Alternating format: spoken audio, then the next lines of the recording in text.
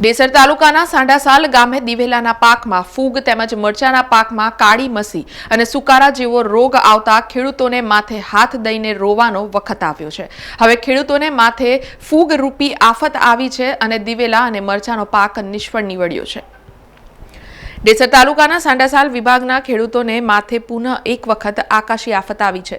દિવેલાના પાકમાં ફૂગનો રોગ જ્યારે મરચાના પાકમાં કાળી મસી સુકારા જેવો રોગ આવતા ખેડૂતોએ ના છૂટકે પોતાના હજારો એકર જમીનમાંથી મરચાનો પાક કાઢી લેવાની ફરજ પડી છે। દર વર્ષ કરતાં વર્ષે 60% જેટલો મરચાનો ઉતારો ઓછો આવતા ખેડૂતોને માથે હાથ દઈ રોવાનો વખત આવ્યો છે। 1 વીઘા ખેતરમાંથી દર વર્ષે 800 થી 900 મણ જેટલા મરચાની ઉપજ થતી હતી, તેના બદલે આ વર્ષે માત્ર 200 મણ મરચાનો ઉતારો આવ્યો છે। ખેડૂતોને ખર્ચો પણ માથે પડ્યો છે। ફેબ્રુઆરી માર્ચ સુધી તમામ ખેતરોમાં મરચાનો પાક લહેરાતો હતો, તેના બદલે આ વખતે નવેમ્બરમાં મોટાભાગના ખેડૂતોએ રોગચાળાને લઈ પોતાના ખેતરોમાંથી મરચાનો પાક કાઢી નાખ્યો છે। જ્યારે દિવેલામાં ફૂગ આવવાના કારણે વિસ્તારના ખેડૂતોએ હજારો એકરના મોટા ખેતરોમાં ડ્રોન મારફતે દવાનો છંટકાવ કર્યો છે, છતાં કોઈ ફરક પડ્યો નથી। ફૂગના કારણે દિવેલાના પાકમાં ઉતારો સદંતર ઓછો આવ્યો છે। ખેડૂતો જણાવે છે કે આ વર્ષે ભગવાન માત્ર અમારો કરેલો ખર્ચો પરત આપે તોય ઘણું।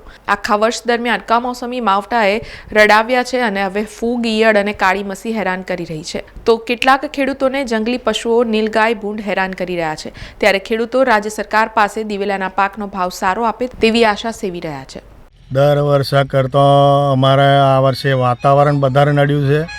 વારંવાર વાદળ, વરસાદ, માવઠો એના કારણે દિવેલામાં ફૂગ બહુ આવી ગઈ અને મરચીમાં બ્લેક થ્રીપ્સનો એટેક એટલો બધો થયો કે નવેમ્બર મહિનામાં અમારે કાઢી નાખવાનો વાર આવ્યો। જે મરચી અમે લગભગ માર્ચ મહિનામાં કાઢતા હતા અને વીઘે 800 મણનો ઉતારો લેતા હતા, એની જગ્યાએ ખર્ચો બી પાછો આવ્યો નથી અને મરચી કાઢી નાખવાનો વાર આવ્યો।